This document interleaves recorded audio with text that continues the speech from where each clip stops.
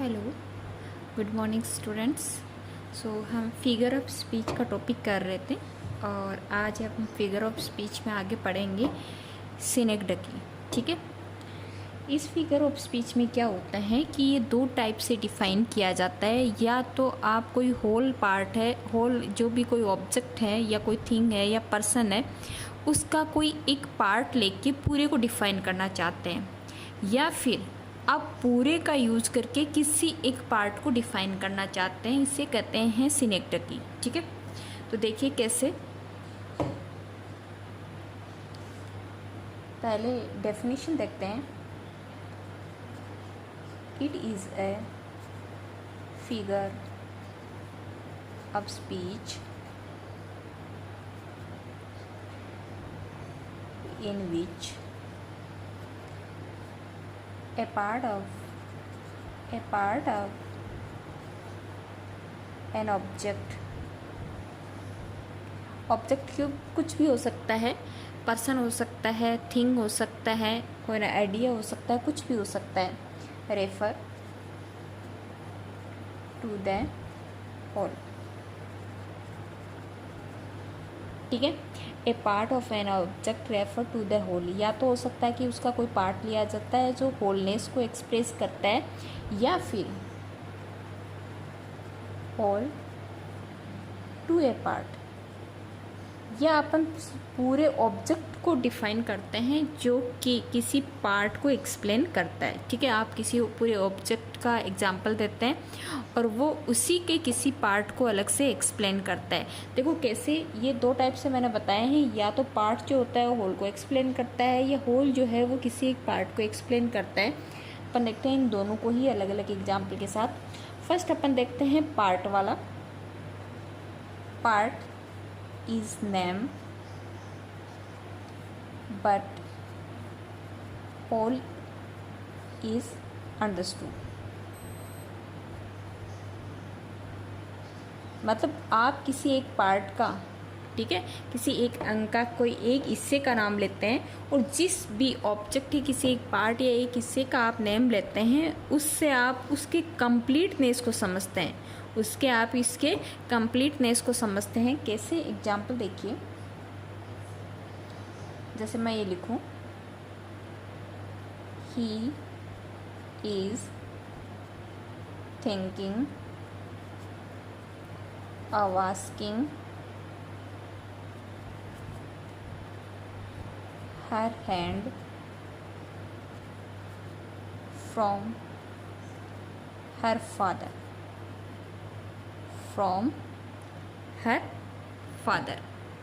ठीक है। या अपन एग्जाम्पल ले सकते हैं। जैसे मैं बोलूँ ही इज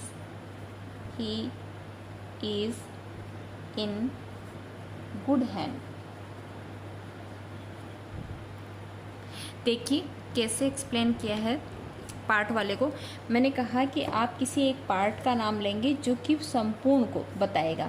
जैसे मैंने बोला है कि ही कोई पर्सन है, ही इज़ थिंकिंग, कि वो सोच रहा है, कि वो क्या करेगा, बात करेगा हर हैंड के लिए, उसके हाथ के लिए, मतलब वो उसके हाथ मांगेगा फ्रॉम हर फादर, उसके फादर से। तो मतलब यहाँ पे शादी की या प्रपोजल की बात की जा रही है कि वो उसके फादर से उसका हाथ मांगेगा। हर यानी किसी लड़की की बात करिए, तो मतलब सिर्फ उसका हाथ थोड़ा ना मांग के लेके जाएगा कि ये हाथ काट के मुझे दे दो और बाकी बेटी आप अपने पास रख लो। नहीं, हाथ मांगने का मतलब है कि उससे पूरी की पूरी उसकी डॉटर चाहिए टू मैरी। ठीक है। पूरी डॉटर की बात की जा रही है। तो मैंने कहा आप किसी एक पार्ट की बात करेंगे, वो किसी चीज़ का पार्ट हो सकता है, किसी पर्सन का पार्ट हो सकता है। तो आपने यहाँ पे हैंड वर्ड यूज़ किया, लेकिन ये कंप्लीटनेस को बताता है कि आपकी बेटी चाहिए ही शादी के लिए। He is in good hand. यहाँ पे अपन किसी बच्चे की मान लो बात कर सकते हैं, और जैसे मान लो उसको किसी स्कूल में या फिर कहीं भी आपने उसको भेजा है, तो आप बात कर सकते हैं कि जिसके पास भेजा है उस पर्सन की बात कर रहे हैं, या उस एनवायरनमेंट की बात कर रहे हैं कि उसको आपने जहाँ भी भेजा है उसे एक अच्छे हाथों में सौंपा है। तो कहते हैं ना कि उसको अच्छे हाथों में सौंप दिया, तो अच्छे हाथों में सौंप दिया मतलब ऐसा थोड़ी है कि बाकी पर्सन तो गायब है, उसके हाथ हाथ वहाँ पे हैं, आप उसके पूरे उसके ऑब्जर्वेशन में उसको भेज रहे हो। जैसे कि किसी बच्चे को आपने नया नया एडमिशन दिलाया है और आप बैठ के बात कर रहे हो कि उसे अच्छे हाथों में हमने सौंप दिया, या फिर जैसे कि मान लो किसी की शादी हुई है तो आप बोलो कि हाँ उसे अच्छे घर में सौंप दिया या अच्छे हाथों में सौंप दिया। तो घर में सौंप दिया मतलब उस घर को थोड़ा ना सौंप दिया, वो पूरे फैमिली मेम्बर्स, उसके रिलेशन पूरा का पूरे घर से बॉन्ड बनता है। तो ऐसे कुछ वर्ड्स होते हैं जो आप कोई फिक्स वर्ड यूज करते हैं और वो किसको बताता है, फिर कंप्लीट होलनेस को बताता है, ठीक है, पूर्णता को बताता है। तो यहाँ पे जो अच्छे हाथ हैं वो फैकल्टी मेंबर हो सकते हैं, टीचर्स हो सकते हैं, मान लो स्कूल की बात करें तो, या फिर जैसे शादी की बात कर रहे हैं किसी लड़की को, मतलब हमने उनको सौंप दिया, तो अच्छे हाथों में सौंप दिया मतलब उसके सास ससुर पति और घर में और बाकी जितने भी रिलेटिव हैं सबकी बात कर सकते हैं। इसका सेकंड पार्ट देखिए, ये तो था कि अपन किसी एक पार्ट की बात करते हैं और वो होलनेस को बताता है। अब दूसरी की बात करेंगे, अपन किसी होलनेस का नेम लेंगे बट उसका मीनिंग किसी पार्ट के लिए अंडरस्टूड रहेगा। कैसे?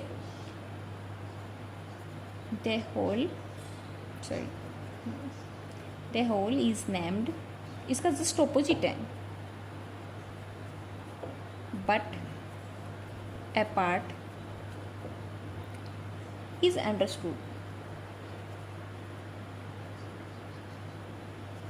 अब इस टाइम आप पूरे का नाम लेंगे लेकिन यहाँ मीनिंग आपका किसी एक पार्ट का निकलेगा। कैसे? एग्जाम्पल देखिए, जैसे मैं बोलती हूँ इंग्लैंड लॉस्ट बाय 6 विकेट्स, ठीक है, इंग्लैंड लॉस्ट बाय 6 विकेट्स। अब मैंने यहाँ इंग्लैंड वर्ड लिया है, इंग्लैंड की तो पता नहीं कितनी पॉपुलेशन होगी, मैं एक इंग्लैंड कंट्री की वहाँ के मैं मतलब विकेट्स की बात कर रही हूँ, तो मैं यहाँ पे गेम की बात कर रही हूँ, ठीक है, गेम क्रिकेट मैच की बात कर रही हूँ। तो इंग्लैंड क्या है, 6 विकेट से हारा, इंग्लैंड 6 विकेट से हारा, तो अपन यहाँ पे किन की बात कर रहे हैं, क्रिकेट प्लेयर की, क्रिकेट प्लेयर की। तो एक टीम में जितने मेंबर होते हैं बात अपन उतनी ही की कर रहे हैं, लेकिन ये जो इतने मेंबर हैं, ये जो वर्ड है इंग्लैंड, ये रिप्रेजेंट कर रहा है किनको, इन क्रिकेट प्लेयर को, ठीक है। तो बात तो अपने होलनेस पूरे कंट्री की कर ली, लेकिन सेल्फ अंडरस्टूड है कि अपन कितने लोगों की बात कर रहे हैं जो उस टीम में हैं, उनकी बात कर रहे हैं। जैसे मान लो दूसरा एग्जाम्पल ले लो, ऐसा ही India beat Pakistan at cricket, ठीक है। तो इंडिया मैंने यहाँ पे गेम का नेम ले दिया है क्रिकेट, तो यहाँ मैं किन की बात कर रही हूँ, जो पाकिस्तानी क्रिकेट प्लेयर हैं, क्रिकेट टीम है उसकी बात कर रही हूँ, और मैं यहाँ पे इंडियन क्रिकेट टीम की बात कर रही हूँ। तो अपने नेम जो यूज़ किया, मैंने कहा द होल इज़ नेम्ड, कि पूरे का नेम लेंगे, तो अपन पूरे कंट्री का नेम ले रहे हैं, लेकिन ये जो पूरा कंट्री है वो एक पार्ट कौन, वो लोग जो कि क्रिकेट आपके इंडियन क्रिकेट टीम को रिप्रेजेंट कर रहे हैं, सिर्फ उनकी बात कर रहे हैं, ठीक है। होल पॉपुलेशन की बात नहीं कर रहे हैं हम, उतने ही क्रिकेट में जितने प्लेयर होते हैं उनकी बात कर रहे हैं। यहाँ पे हम पूरे पाकिस्तान के लोगों की बात नहीं कर रहे हैं, यहाँ पे उन लोगों की बात कर रहे हैं जो पाकिस्तान की क्रिकेट टीम में है। तो आपका सिनेक्ट की होता है वो 2 टाइप से होता है, यहाँ पे आप या तो एक पार्ट यूज़ करते हो और वो कंप्लीटनेस को बताता है जैसे यहाँ बता रहा है, या फिर आप कंप्लीटनेस को यूज़ करते हो, होलनेस को यूज़ करते हो जो किसी एक पार्ट को रिप्रेजेंट करता है, ठीक है। ये आपका सिनेक्ट है, इससे ही मिलता जुलता आपका मेटोनमी होता है, उसको पढ़ते हैं। नेक्स्ट है आपका मेटोनमी।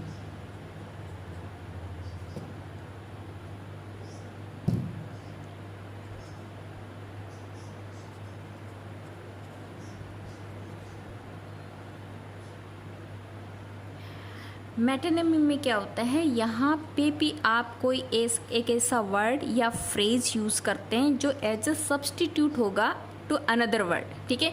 किसी दूसरे शब्द का या दूसरा मीनिंग देगा आपको, वो एक सब्स्टिट्यूट का काम करेगा। सब्स्टिट्यूट क्या होता है? रिप्लेसिंग होता है, ठीक है। देखिए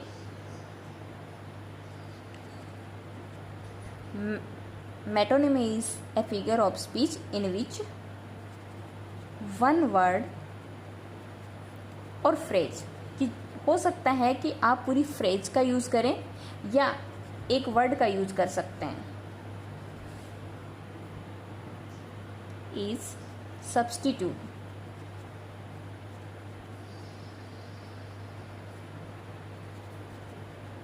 फॉर अनदर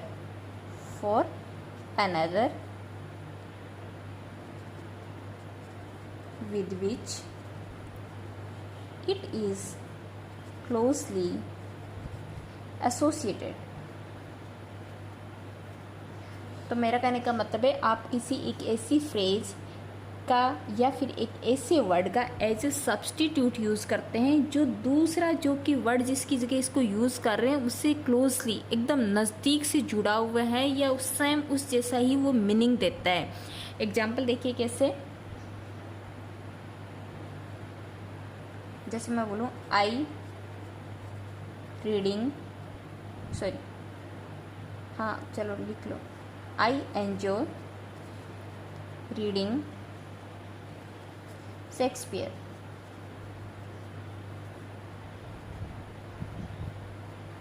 सीधा आई रीडिंग लिखते थे, लेकिन मैंने हेल्पिंग वर्ब यूज़ नहीं की थी, इसलिए मैंने इसको कट के करके किया। या तो आप लिखिए आई एम रीडिंग शेक्सपियर या फिर आई एंजॉय रीडिंग शेक्सपियर, ठीक है। यहाँ पे देखिए मैंने शेक्सपियर वर्ड यूज़ किया है, मैंने क्या किया है? Shakespeare word. तो मैंने शेक्सपियर को थोड़ा ना पढ़ा है, writing of Shakespeare, writing of Shakespeare.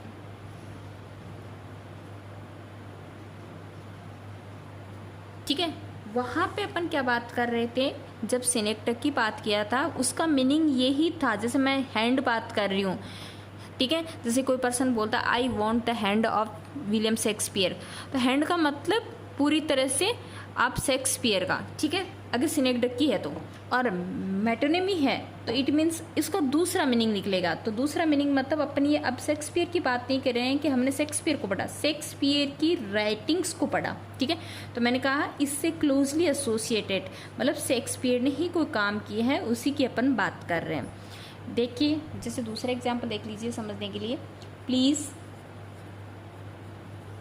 Clean the brass. Brass होता है कांसे, मैंने कहा कि क्लीन कर दो, साफ कर दो ब्रास को, कांसे को साफ कर दो। मतलब मैं यहाँ पे कह रही हूँ कि इस मेटल से बने हुए जितने भी एलिमेंट्स हैं, जितने भी ऑब्जेक्ट हैं आपके पास, कोई बर्तन है, ग्लास है, स्पून है, कुछ भी है, उन सबको क्या कर दो? क्लीन कर दो, ठीक है। तो any object which is made by brass, ठीक है, उनकी बात कर रहे हैं, ठीक है। नेक्स्ट एग्जाम्पल देख लीजिए, जैसे अपन ये लिखें व्हाइट हाउस विजिटेड इंडिया, ठीक है। तो यहाँ पे मैंने कहा व्हाइट हाउस ने इंडिया विजिट किया। व्हाइट हाउस थोड़ा ना चल के आएगा, वो तो मकान है, लेकिन अपने को पता है कि यूएस का प्रेसिडेंट है, उससे अपन क्या कहते हैं? व्हाइट हाउस कह सकते हैं। तो ये जो व्हाइट हाउस जो मैंने यूज़ किया है वो किसके लिए यूज़ किया है? The president of the US, ठीक है, यूनाइटेड स्टेट, इनके लिए मैंने यूज़ किया है। तो अपन एक तरह से क्या कहना चाह रहे हैं कि यूएस के जो प्रधानमंत्री हैं उन्होंने, जो प्रेसिडेंट हैं उन्होंने क्या किया है? इंडिया विजिट किया है, ठीक है।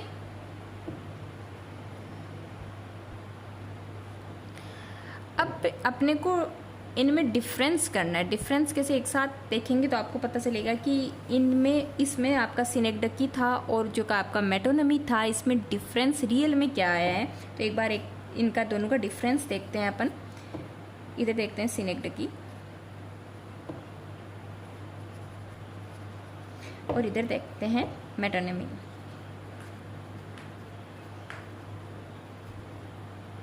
इसमें तो हमने क्या देखा अभी? when a part of something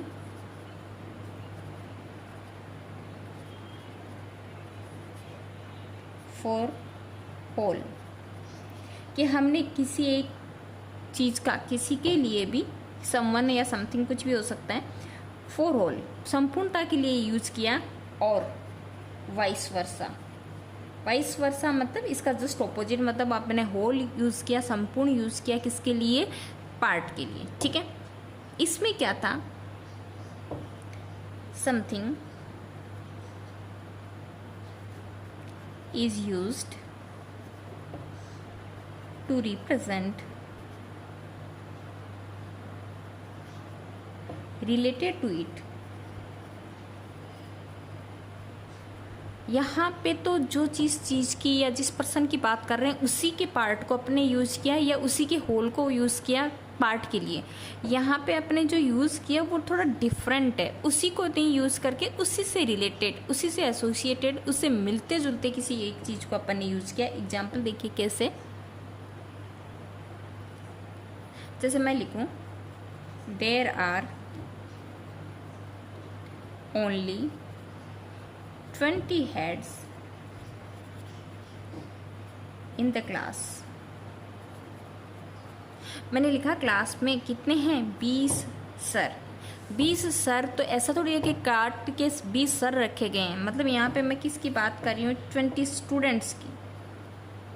20 students हैं यहाँ पे, तो सिर्फ उनके सर नहीं है। ये जो हेड वर्ड जो है ये पूरे इंसान को बता रहा है। वो आपका कोई गर्ल हो सकती है, बॉय हो सकता है, कोई भी हो सकता है, बट अपन जिनकी बात करें उस क्लास में जो भी प्रेजेंट हैं स्टूडेंट्स, उनकी बात करें कि क्लास में टोटल 20 हैं। ठीक है, अब यहाँ पे देखिए मेट्रोनोमी क्या है। जैसे कि मान लो मैं बोलूँ my dear you have all my heart, all my heart. अब जो all my heart word use किया है मैंने, हार्ट यूज़ किया है, उसके लिए मेरा कहने का मतलब है all my feelings and emotions, कि मेरे जितने भी फीलिंग्स और इमोशंस हैं वो सारे के सारे क्या हैं, तुम्हारे पास हैं या तुम्हारे लिए हैं। ठीक है, नेक्स्ट अपन के क्या यूज़ कर सकते हैं, इसका दूसरा एग्जाम्पल है और देख लीजिए। जैसे मैं बोलूँ let me give your hand, your hand. तो यहाँ इस योर हैंड का मीनिंग भी क्या है, यहाँ ये नहीं है कि मुझे आपका हाथ देना है, यहाँ पे इसका मीनिंग है हेल्प। ठीक है, let me give, sorry your hand नहीं यू हैंड, क्योंकि अपन दे रहे हैं तो अपन सामने वाले को देंगे ना। यहाँ पे मैंने यहाँ पे as a objective case I ले रखा है, तो अपन जब किसी की सहायता करेंगे तो हम सामने वाले की करेंगे, तो यहाँ पे यू चाहिए। Let me give U A hand. ठीक है, तो मतलब यहाँ अपन सामने वाले से परमिशन ले रहे हैं कि मुझे तुम्हारी सहायता करने दो, और यहाँ पे इसका मीनिंग है आपका feeling and emotion, feeling and emotion. ठीक है, और इधर देखिए यहाँ अपन जिसकी बात कर रहे थे, जो पार्ट का यूज कर रहे थे वो कंप्लीटनेस के लिए, और जो कंप्लीटनेस का यूज कर रहे थे वो किसी एक पार्ट के लिए यूज कर रहे थे। तो ये है आपका सिनेक्टकी एंड आपका मेटोनिमी, दोनों लगभग मिलते जुलते हैं, बट जो मीनिंग है वो टोटल डिफरेंट है इनका। नेक्स्ट देखिए, नेक्स्ट फिगर ऑफ स्पीच है आपका अपोस्ट्रोफी।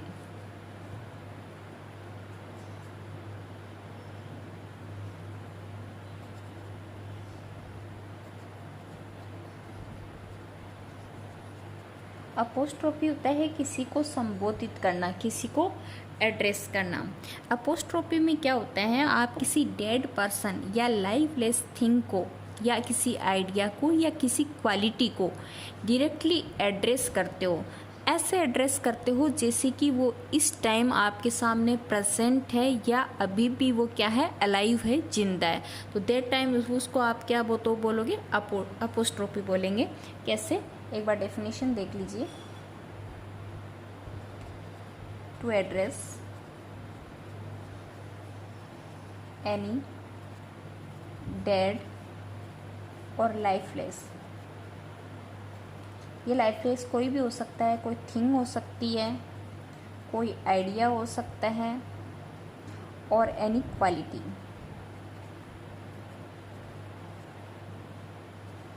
ठीक है, इसके अलावा पर्सन भी हो सकता है, कोई थिंग हो सकता है, आइडिया हो सकता है, और एनी क्वालिटी एंड पर्सन, जिसको आप डायरेक्टली क्या करते हो, एड्रेस करते हो। ठीक है, as if it is alive और प्रेजेंट। ठीक है, जैसे कि ये क्या हो, अभी भी जिंदा हो या प्रेजेंट हो। जैसे कि एग्जाम्पल देखिए, O world, O life, O time.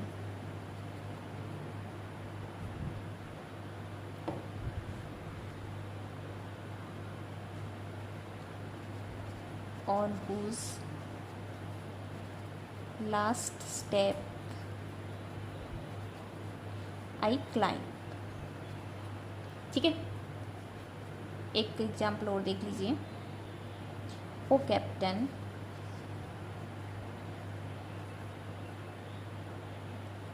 My captain,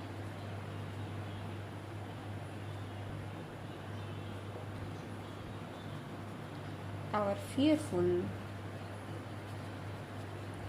trip is done, trip is done.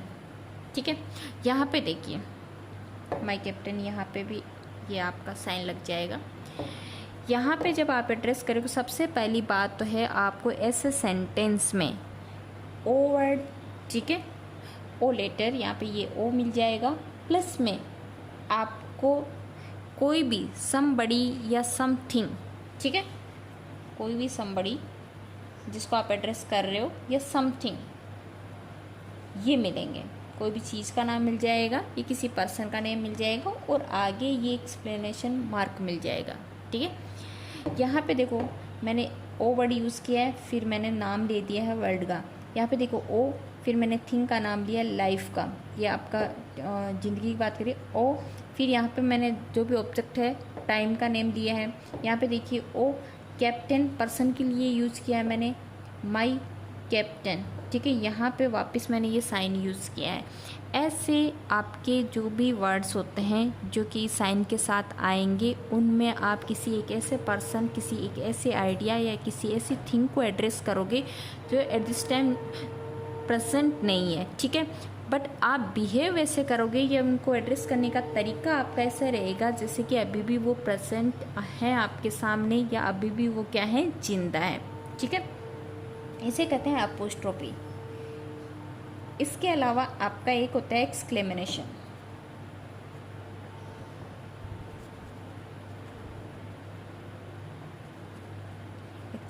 Exclamation, ठीक है, एक्सक्लेमेशन में क्या होता है, इसमें भी ये आपका एक्सक्लेमेटरी साइन आएगा, लेकिन इसमें आपका जो स्पीच है, इसमें आप जो सडन सरप्राइज के साथ सामने वाले का अटेंशन गैदर करने की कोशिश करेंगे। कैसे, जैसे कि डेफिनेशन की बात करते हैं, this figure of speech is used to draw attention through surprise,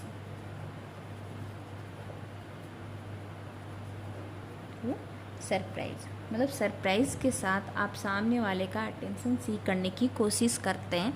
example देखिए, what A horrible place,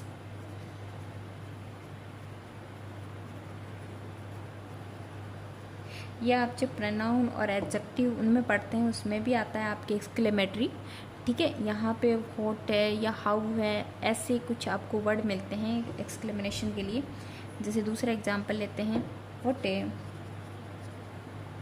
tragic character, और इसमें आपको पूरे क्लोज के बाद में या पूरे सेंटेंस के बाद में आपको एक्सक्लेमेटरी साइन मिलता है।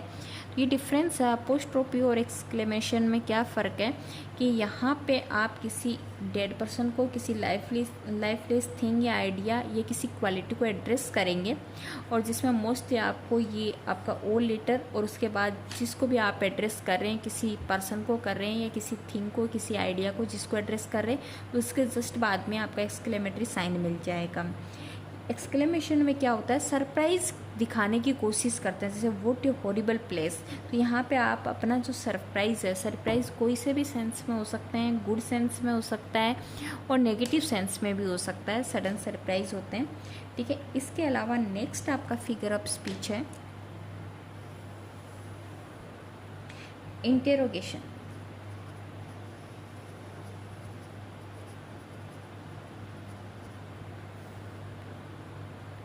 इंटेरोगेशन का सेकंड नेम अपने को रेटोरिक क्वेश्चन के नाम से भी मिल सकता है।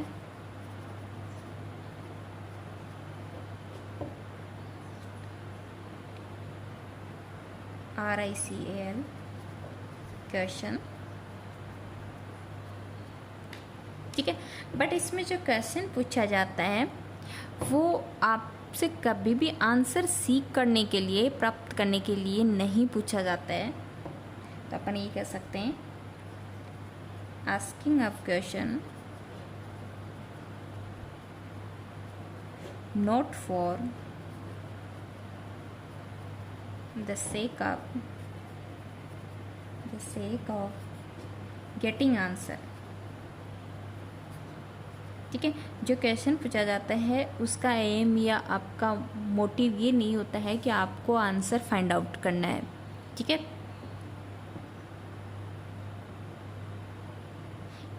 जब ये क्वेश्चन पूछा जाता है तो फिर इसका आंसर फाइंड आउट करना इतना इम्पोर्टेंट नहीं है, तो फिर ये क्वेश्चन पूछा ही क्यों जाता है। तो इसका रीज़न ये है only to put a point more effectively,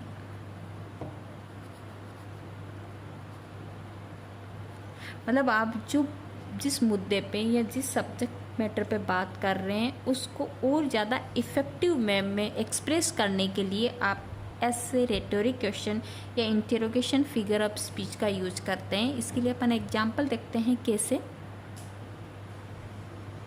example देखिए,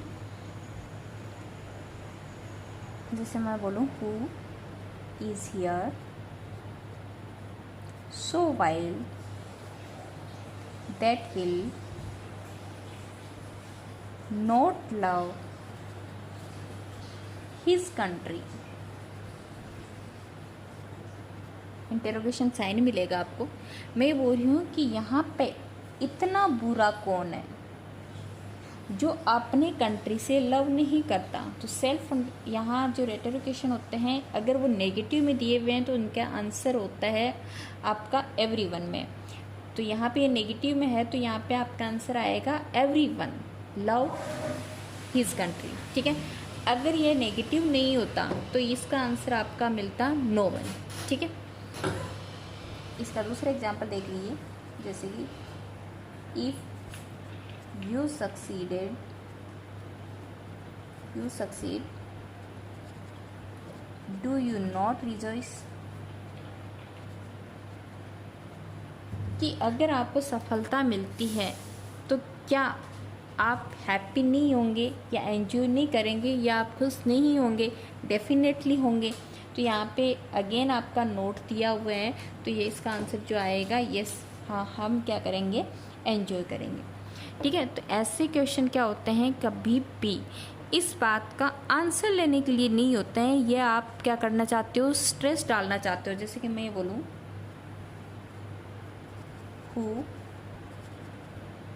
डज नॉट नो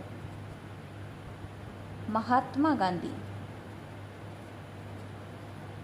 अब मैंने बोला कि महात्मा गांधी को कौन नहीं जानता, कौन नहीं जानता, मतलब आप वहाँ पे ये क्वेश्चन पुट आउट नहीं करना चाहते कि कौन नहीं जानता, बताइए, नेम बताइए। आप क्या कहना चाहते हो, वहाँ पे सेल्फ, वहाँ पे एम्फेसिस डालना चाहते हैं कि एवरीवन नो महात्मा गांधी, कि महात्मा गांधी को सब जानते हैं, ठीक है। तो इसको ज़्यादा स्ट्रेस डालने के लिए, ये इस क्वेश्चन को बहुत ज़्यादा उस सब्जेक्ट मैटर को इफेक्टिवनेस देने के लिए आप किसका यूज़ करते हैं, इंटरोगेशन फिगर ऑफ स्पीच का यूज़ करते हैं। यहाँ पे तीनों ही क्वेश्चन आंसर सीख के लिए नहीं बनाए गए थे, तीनों ही आंसर इस पे फोकस करने के लिए, एम्फेसिस डालने के लिए। यहाँ पे स्पीकर ये कहना चाहता है कि हर आदमी अपने कंट्री से लव करता है। यहाँ पे स्पीकर ये कहना चाहता है कि जब सफलता मिलती है हर कोई उसे एंजॉय करता है। यहाँ पे जो स्पीकर है वो ये कहना चाहता है कि महात्मा गांधी को सब जानते हैं, ठीक है। यह आपका इंटरोगेशन फिगर ऑफ स्पीच था। अब इसी से रिलेटेड थोड़ा सा मिलता जुलता सा आपका एक फिगर ऑफ स्पीच और है।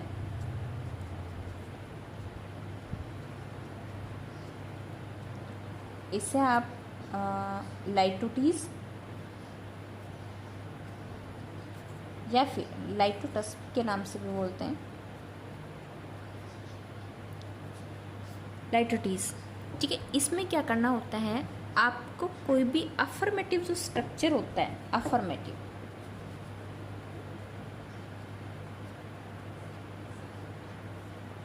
उसी स्ट्रक्चर को नेगेटिव बनाना है। मतलब किसी अफर्मेटिव स्ट्रक्चर को नेगेटिव वे में लिखना होता है, but without changing the meaning, ठीक है, without changing the meaning.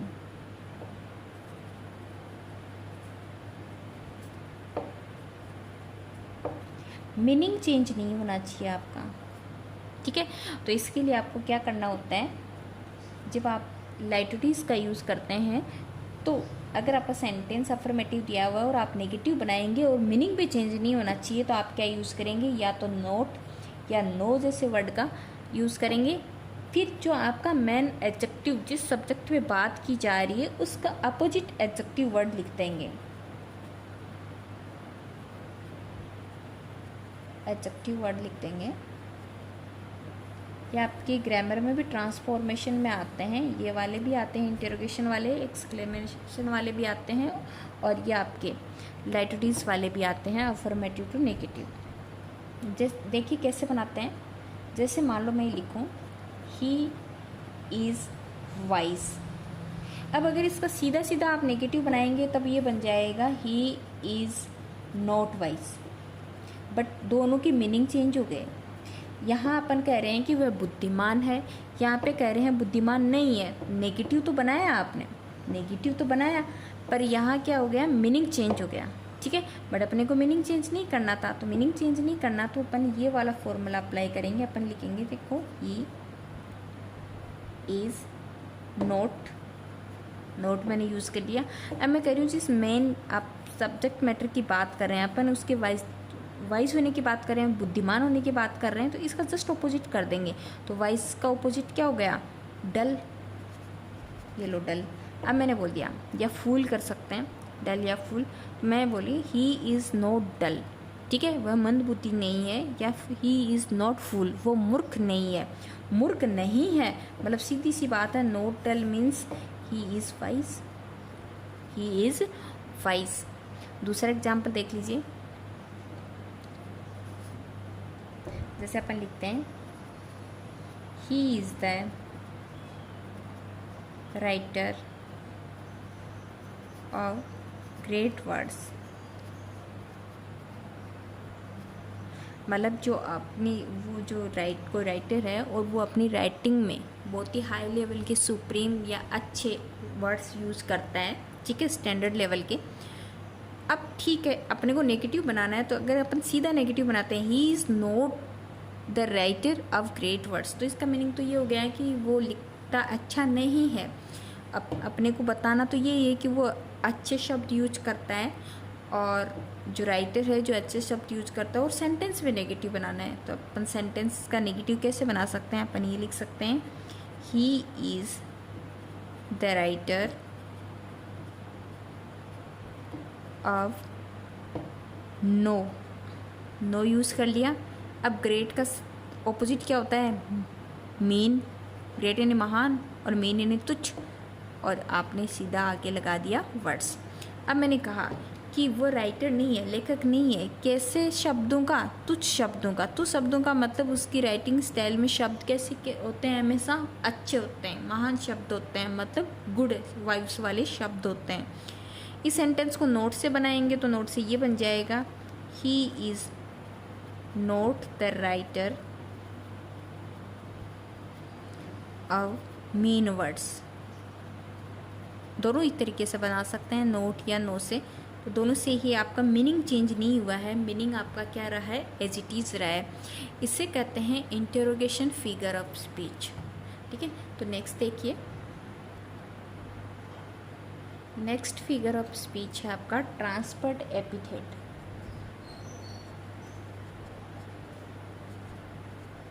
Transferred epithet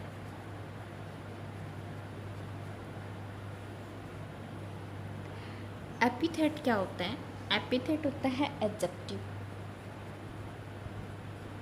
adjective क्या होता है, विशेषता, किसी की विशेषता।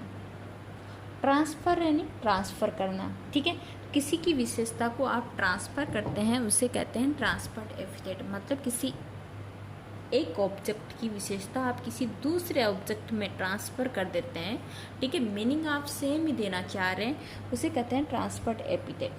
ठीक है,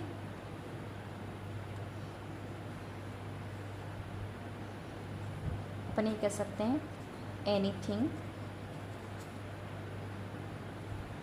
और anyone,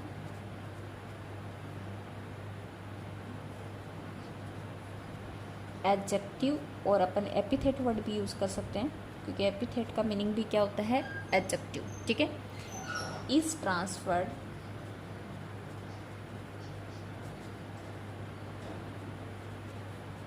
to another, to another. ठीक है, आप किसी भी थिंग की या किसी पर्सन की जो एडजेक्टिव या एपिथेट, मतलब एपिथेट यानी विशेषता है, इसको आप किसी अन्य में ट्रांसफ़र करना चाहते हैं या करते हैं तो उसे कहते हैं ट्रांसफर्ड एपिथेट। और अपन रियल में ये भी कह सकते हैं कि उससे उसका कोई लेना देना भी नहीं होता, उससे वो बिलोंग भी नहीं करता है, तो अपन ये कह सकते हैं to which it does not really belong, really belong. कि वास्तव में आप जिससे ये आपकी एडजेक्टिव है ट्रांसफ़र कर रहे हैं, जिसके साथ इसको अप्लाई कर रहे हैं, उसका रियल में उससे कोई लेना देना भी नहीं होता है। जैसे एग्जांपल्स देखिए,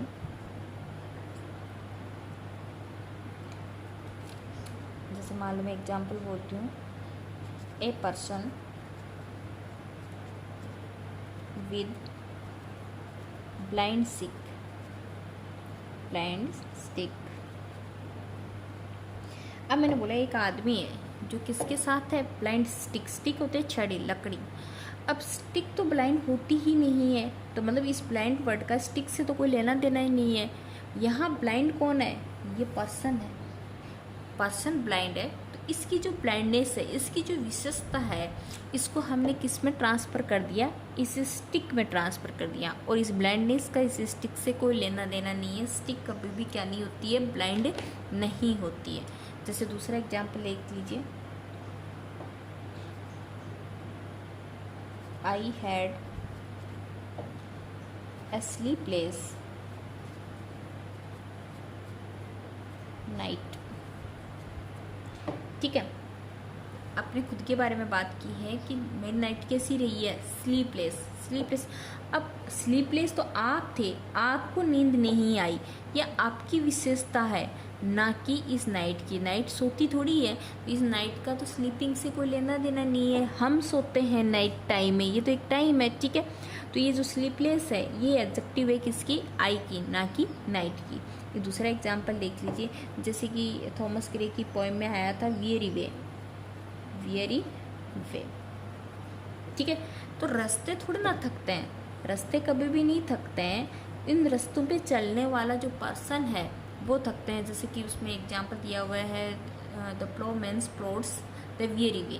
जो प्लोमैन है, जो फार्मर है, वो क्या करते हैं, चल रहे हैं कहाँ, अपने वियरी वे पे। तो फार्मर थके हुए हैं, ना कि रास्ते थके हुए हैं। तो इस हिसाब से आपको कोई भी एग्जाम्पल मिल सकता है। देखो एक एग्जाम्पल और अपन बहुत सारे यूज करते हैं नॉर्मल अपनी रूटीन लाइफ में। अपन कहते हैं it was a happy day. Happy day, आज अपन बोलते हैं आज तो मेरा बहुत हैप्पी डे था, ठीक है। दिन हैप्पी थोड़ी होता है, डे हैप्पी थोड़ी था। हम हैप्पी थे तो ये डे क्या हुआ आपका, हैप्पी हुआ। तो यहाँ जो हैप्पीनेस है वो किससे जुड़ी हुई है, पर्सन से जुड़ी हुई है, ठीक है। जो भी पर्सन है जिसका डे हैप्पी था उसकी बात है। तो दिन कभी भी हैप्पी नहीं होता है। तो ये उसकी जो खुशी है इसको अपने किसके साथ ट्रांसफ़र कर दिया, इस डे के साथ ट्रांसफ़र कर दिया। इसे कहते हैं ट्रांसफर्ड एपिथेट, जिसमें आप किसी एक की विशेषता को दूसरे के साथ ट्रांसफ़र कर देते हैं और जिसके साथ ट्रांसफ़र किया है उससे रियली में वो बिलोंग भी नहीं करता, उसका कोई लेना देना भी नहीं रहता। जैसे दिन हैप्पी नहीं होता, जैसे कि नाइट है वो सोती नहीं है, या फिर जैसे कि स्टिक है वो क्या नहीं होती है, अंधी नहीं होती है। दूसरा देखिए नेक्स्ट फिगर ऑफ स्पीच, पन। पन क्या होता है, पन फिगर ऑफ स्पीच होता है, उसके अंदर प्लेइंग ऑफ द वर्ड्स होता है। शब्द शब्द से खेलते हैं, मतलब एक शब्द के डिफरेंट टाइप के मीनिंग निकलते हैं। अपन ये कह सकते हैं प्लेस विद वर्ड्स, ठीक है। A single word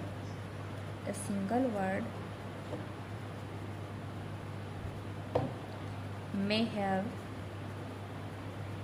different words, different meanings,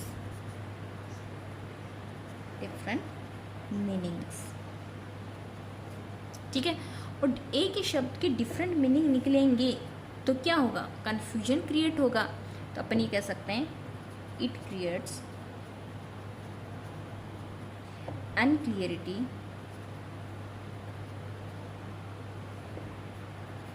और डाउट। जो रीडर रहता है उसके सामने अनक्लियरिटी और डाउट को क्रिएट करता है, क्योंकि उस टाइम डाउट ये होता है कि वर्ड का मीनिंग क्या निकालें।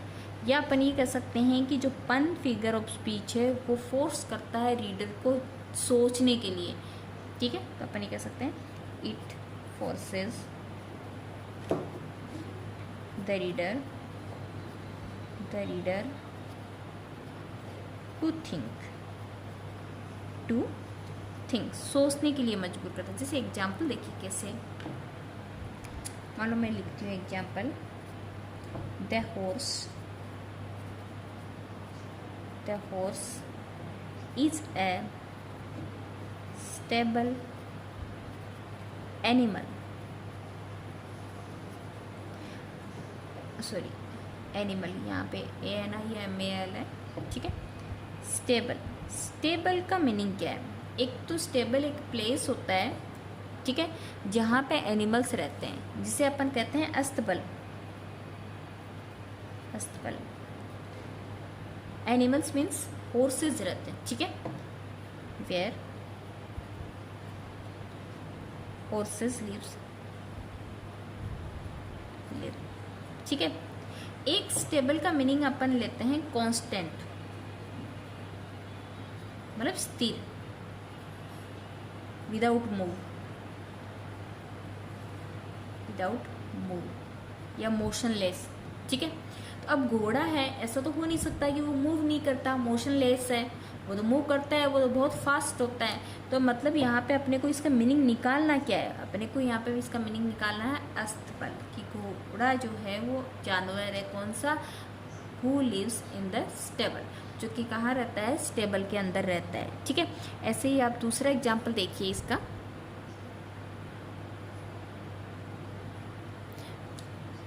जैसे मैं ये लिखूं, the life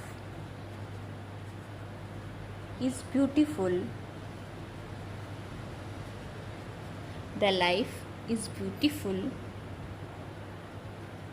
it depends on liver, ठीक है।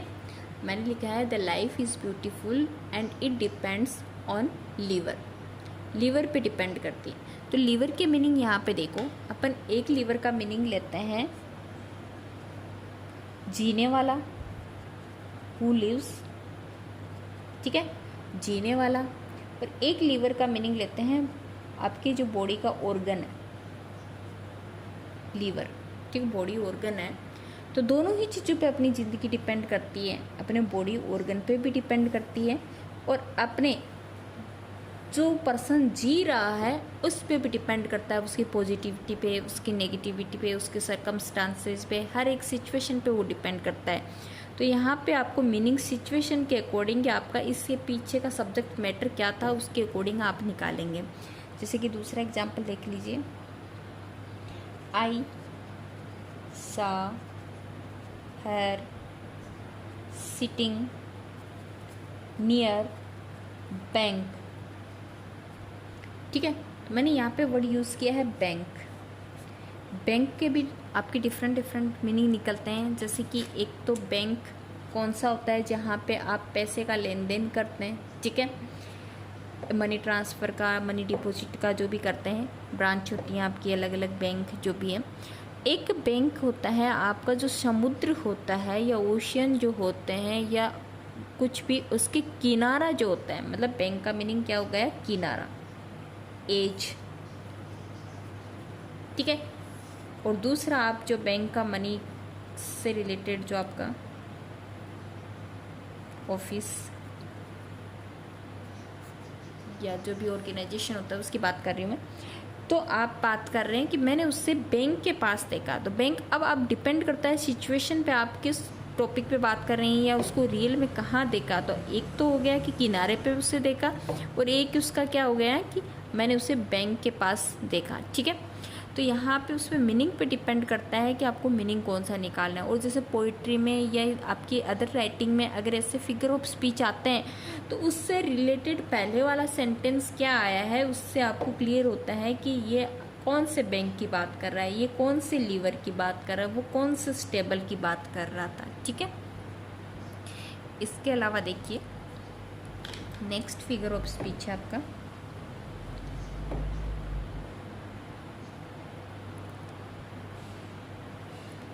एंटीथीसिस।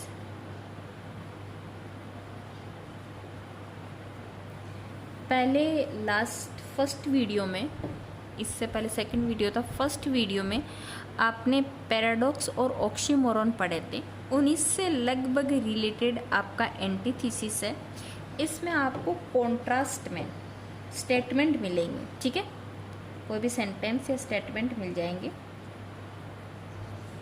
कॉन्ट्रास्ट स्टेटमेंट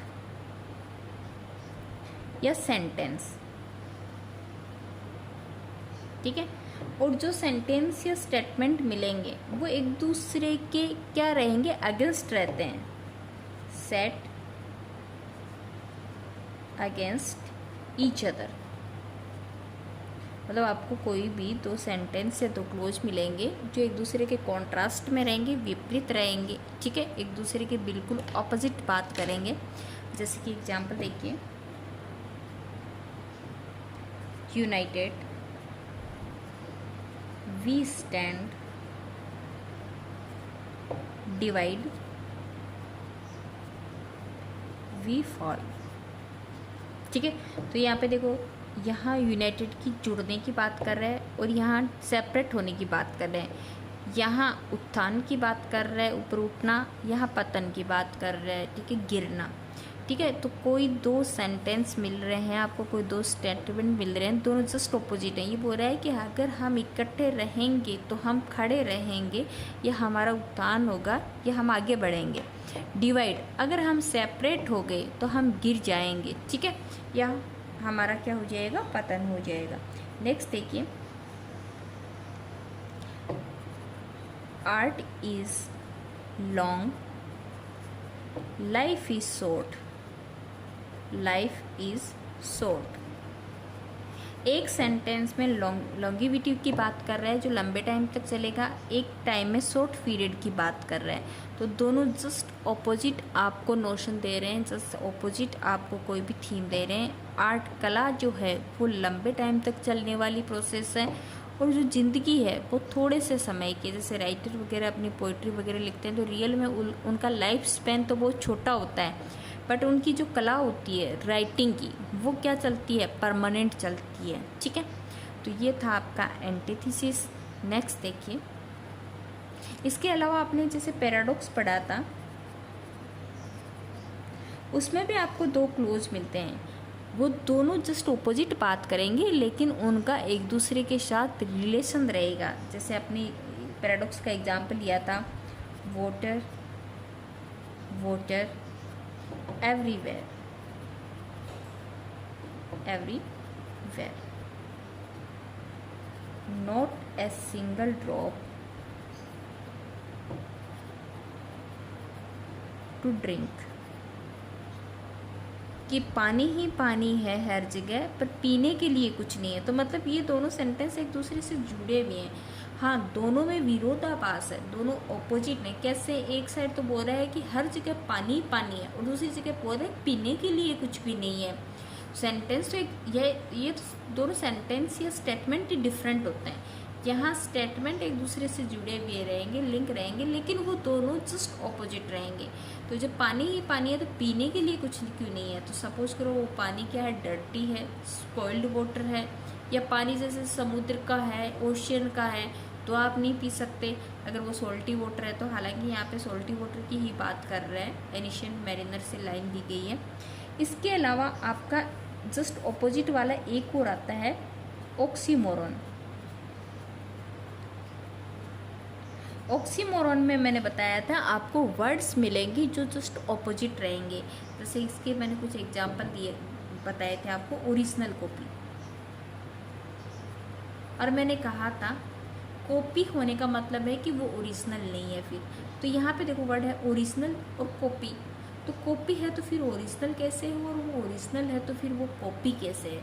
जैसे कि मैंने दूसरा एग्जाम्पल इस टाइम बताया था आपको ऑक्सीमोरॉन का, नेचुरल एक्टिंग।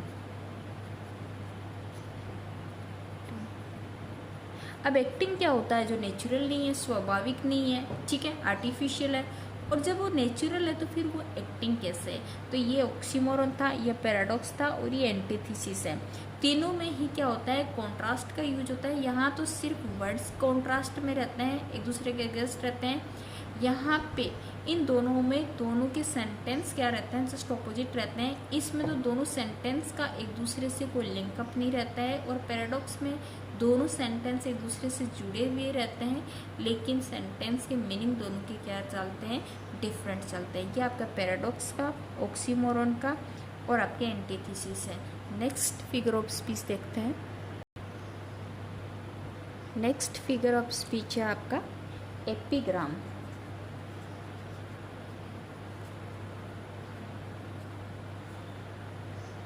एपिग्राम को आप हिंदी में सुक्ति कहते हैं, ठीक है, जिसे इंग्लिश में अपन जिनको इडियम्स कह सकते हैं, सेइंग्स, कहावतें कह सकते हैं, या एनी स्टेटमेंट।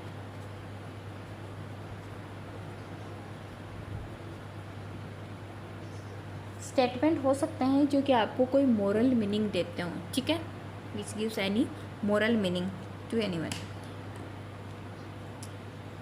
ये आपके 3 टाइप के रहते हैं। एग्जाम्पल से अपन समझते हैं कौन से 3 टाइप हैं। फर्स्ट देखिए, here lies my wife, here let her lie, now she is at rest and so am I, so am I, ठीक है। ये आपके जॉन ड्राइडन की अपनी वाइफ की ग्रेव के एपिटाफ पे लिखी हुई लाइन है, जॉन ड्राइडन की, ठीक है। लाइन्स लिखवाई हुई हैं जो कि इनकी वाइफ की डेथ के बाद एपिटाफ। एपिटाफ क्या होता है, जो ग्रेव पे किसी डेड पर्सन के लिए जो लाइन्स लिखी जाती हैं उन्हें कहते हैं एपिटाफ, ठीक है। इस टाइप की जो भी लाइन्स होती हैं, सेइंग्स होती हैं या स्टेटमेंट होती हैं जो लिखी जाती हैं, इनको ह्यूमरस एपिग्राम कहते हैं।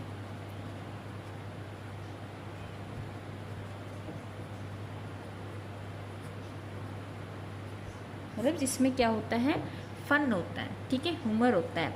यहाँ पे देखो सीधा पता चल रहा है कि यहाँ मेरी वाइफ है और उसे यहीं पे लेटे रहने दो, अब वो यहाँ रेस्ट कर रही है और मैं भी रेस्ट आराम कर रहा हूँ, ठीक है। तो एक तरफ तो आपकी वाइफ है, उनकी डेथ हो चुकी है और आप इतना फ़नी वे में उसको क्या दिया है आपने, एपिटाफ लिख के दिया है, इसे कहते हैं humerus epigram.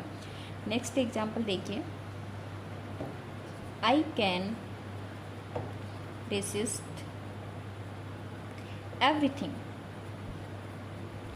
everything except temptation।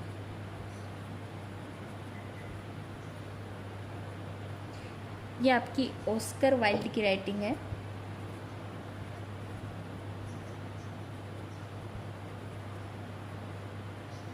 अब यहाँ पे देखो, एक साइड तो ये बोल रहा है कि मैं हर एक चीज़ को रेजिस्ट कर सकता हूँ, बट दूसरी साइड उसने एक बात और बोल दी, सिवाय टेम्पटेशन के, ठीक है। तो एक साइड तो बोल रहा है कि मैं हर एक चीज़ को रेसिस्ट कर सकता हूँ, संयम कर सकता हूँ, लेकिन जो प्रलोभन है, जो लालच है, उस पर संयम मैं नहीं कर सकता।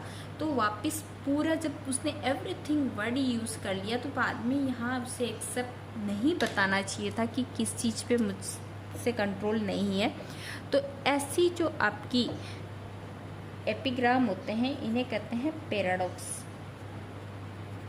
और पैराडॉक्स का मैंने अभी भी एग्जांपल बताया था कि वाटर वाटर एवरीवेयर, जिसमें क्या होता है, दो सेंटेंसेस ऑपोजिट होते हैं लेकिन उनका लिंक अप होता है। यहाँ पे भी देखो दोनों ऑपोजिट हैं वैसे तो, लेकिन यहाँ पे तो बोल रहा है कि कंट्रोल कर सकता हूँ, यहाँ पे किस पे नहीं कर सकता, इस पे नहीं कर सकता, ठीक है। नेक्स्ट आपका है एपिग्राम का एग्जाम्पल, जिन्हें वाइज एपिग्राम कहते हैं, ठीक है। जैसे कि मैं बोलती हूँ, लिटिल स्ट्रोक्स, स्ट्रोक से ना छोटे झटके, tell fell, little strokes fell, great oaks. कि आपके छोटे छोटे जो झटके होते हैं वो बड़े बड़े ओक, उनको भी क्या कर सकते हैं, गिरा सकते हैं, ठीक है। लाइफ में जो छोटी छोटी चीज़ें हैं वो बड़े बड़े काम कर सकती हैं। ऐसी आपके जो कि इडियम्स या फ्रेजेज अपन यूज करते हैं, इन्हें कहते हैं वाइज, ठीक है। मतलब आपका छोटा सा एक जो स्टेप होता है वो आपकी लाइफ में एक बड़ा अचीवमेंट आपको दिला सकता है, या ऐसी कुछ चीज़ें जो वाइज बुद्धिमत्ता की बात करती हैं, इन्हें कहते हैं आप वाइज एपिग्राम। और ये जो लाइन लिखी हुई है वो है आपके बेंजामिन फ्रैंकलिन की लाइन है। नेक्स्ट आप फिगर ऑफ स्पीच देखिए। नेक्स्ट फिगर ऑफ स्पीच है आपके, दो फिगर ऑफ स्पीच हैं, दोनों को साथ में पढ़ेंगे, क्लाइमेक्स एंड एंटी क्लाइमेक्स।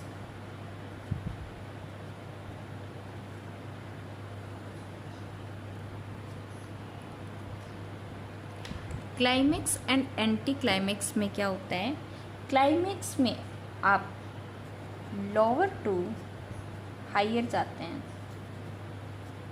ठीक है, मीन टू ग्रेट जाते हैं, और एंटी क्लाइमेक्स में इसका जस्ट ऑपोजिट हो जाएगा, हायर टू लोअर आ जाएंगे, ग्रेट टू मेन यानी तुच्छ। यह आपका क्लाइमेक्स और एंटी क्लाइमेक्स है। मतलब इसमें क्या रहती है, कोई भी एक्शन होते हैं उनकी सीरीज दी हुई होती है, और आपका क्लाइमेक्स में तो क्या होता है, आप less important to more important की तरफ जाते हैं। ये भी लिख लो, लेस इम्पोर्टेंट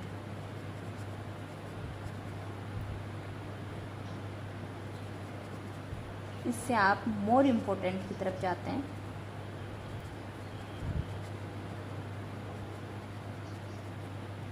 ठीक है, और आपका जो ये है एंटी क्लाइमेक्स है, इसमें इसका जस्ट ऑपोजिट हो जाएगा,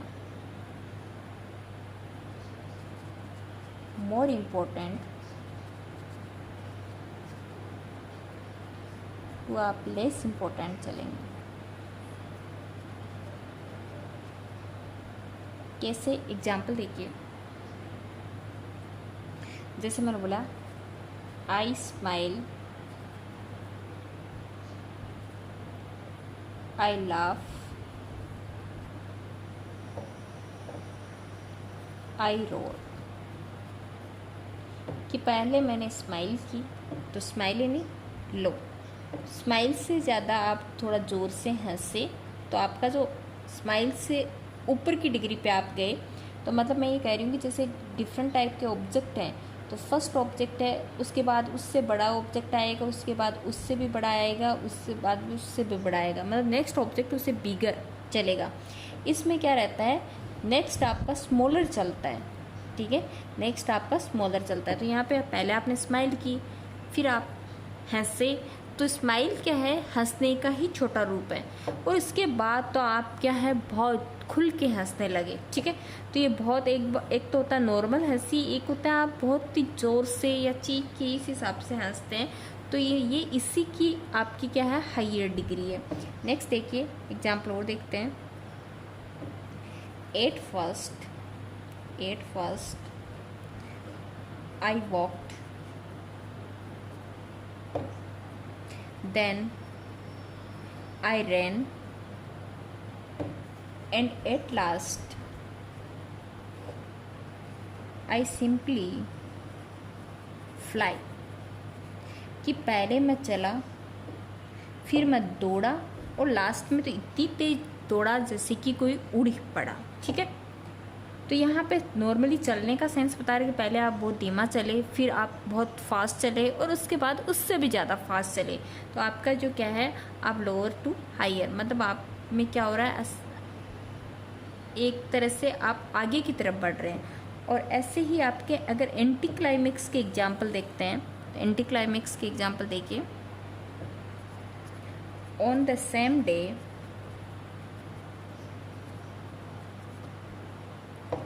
he lost his wife, goods, and his dog, मतलब उसने एक ही दिन में अपनी वाइफ को खोया, अपने सामान को खोया, और अपने डॉग को खोया। तो यहाँ पे देखो इम्पोर्टेंस, मतलब सबसे पहले वाइफ दी है, तो वाइफ की इम्पोर्टेंस तो क्या होनी चाहिए, सबसे ज़्यादा होनी चाहिए, लेकिन इसने सबसे पहले तो वाइफ को रखा है, आफ्टर देन इसने सामान को रखा है, और लास्ट में डॉग को रखा है। तो सबसे पहले मैंने ये कहा, सबसे पहले आप हाइयर, आपकी जो सबसे इम्पोर्टेंट चीज़ है उसको लिखते हैं, और फिर जो कम इम्पोर्टेंट है उन चीज़ों की तरफ आप चलते हैं, ठीक है। ये आपका क्लाइमेक्स और एंटी क्लाइमेक्स हो गया, और इसी के साथ जो आपके इम्पोर्टेंट फिगर ऑफ स्पीच थे उनका टॉपिक आज कंप्लीट हो गया है।